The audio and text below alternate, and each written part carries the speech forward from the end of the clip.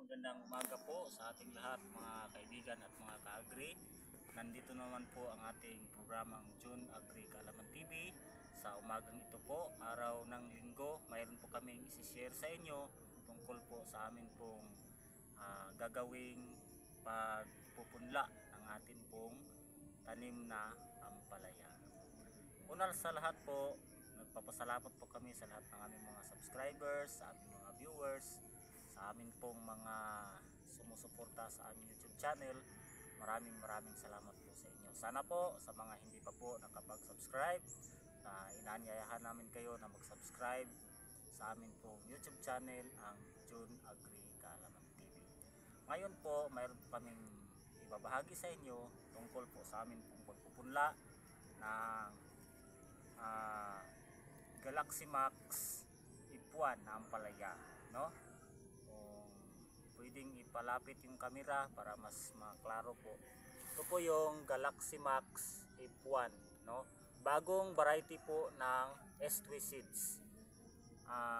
Kalawang beses na po kami kapag tanim ng ganitong variety po ng ampalaya, no? Marami po kayong makikita sa YouTube channel, no? Ang Galaxy Max Ipuan ay napakaganda, no? Mga ka-agri at mga kaibigan, ito po ang gagawin natin, no? Sa pagtanim po natin ng ampalaya, no, lalo na itong ampalaya ay mga hard shell sila, no? Yung matigas ang kanilang cover ng buto. Kaya po sa buong gabi, kasi umaga po tayo magtanim, ay kailangan nating ibabad siya ng 8 to 12 hours, no? Ano na yung 12 hours, 8 to 12 hours ibabad natin sa tubig. Ngayon kinuna na namin ng tubig, lagyan ito natin ng tubig, no? Nilagyan na namin kasi binabad na namin ito kagabi. Hanggang dito lang ang tubig, maglagay tayo ng hanggang ditong tubig, tapos ilagay natin yung buto, no, mga ka-agri at mga kaibigan. At pagka umagahan, kailangan nating i-drain yung tubig para hindi masyadong mababad yung buto, no? Pagkatapos mga ka-agri, mayroon po tayong seedling tree, no? Optional po tayo na pwede tayong maglagay ng lupa na garden soil, at saka pwede ring kung mayroon kayong vermicast, ihalo natin, no? Yung vermicast pwede rin, no? Ang aming ginagamit dito ay garden soil, no? Kung nung nakaraan nagamit po kami ng vermicast, ngayon po ay garden soil.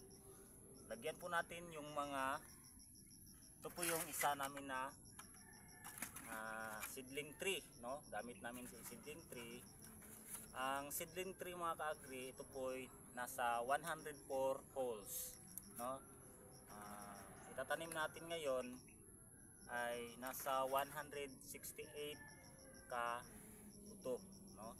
Kasi ang silid po ng Galaxy Max Ipuan na sachet ay nasa 10 buto hanggang sa 13, no? Mayroon po kaming 12 na nabili, yun po ay aming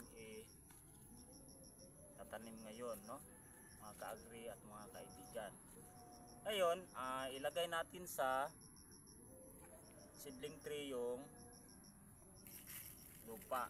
Ang sistema mga ka-agri at mga kaibigan, wag po nating i-compress yung lupa para hindi po titigas, no? Dahan lang nating ilagay at wag nating i-compress.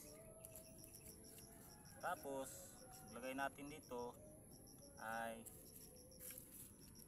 yung atin pong buto ng ampalaya, dapat ay naka correct position siya, no? Naka correct position. Kita namin sa inyo yung paglagay natin ng buto ng ampalaya. Kung pwede, ilapit yung camera para makita natin, no? no? Ito na 'yon, yung sample, no? Kasi ganyan natin ilagay. Ito po yung kanyang dulo, no? Dito po lalabas yung cotyledons niya kapag ito po ay mag-germinate na, no? Kung nakita ninyo, ayan. Ang paglagay natin mga ka-agri at mga kaibigan ay nakaganon siya, para paglabas ng cotyledons ay hindi po mahihirapan yung seals na aangat, no? Kaya dito natin ilalagay, sample lang po ha. Ayan, ito na siya, tapos ganon. Ibabaon natin ng konti, no? Tapos pabayaan lang natin na hindi na magalaw yung lupa, no? Para naka-steady lang po ang kanyang position. Pagkatapos, maglagay po tayo ng kunting lupa. Ayan, matabunan siya talaga. Tapos ganyanin lang natin, no? Pakikuha yung ano dito. Ganyanin lang natin mga ka-agri at mga kaibigan, no? Okay na. Yan, okay na siya. Tapos tuloy-tuloy na yan hanggang matapos natin, no? At wag po nating lagyan ng wag nating basain, no? Masyadong basa kasi ma-over po yung kanyang moisture. Tama-tama lang, no? Hindi po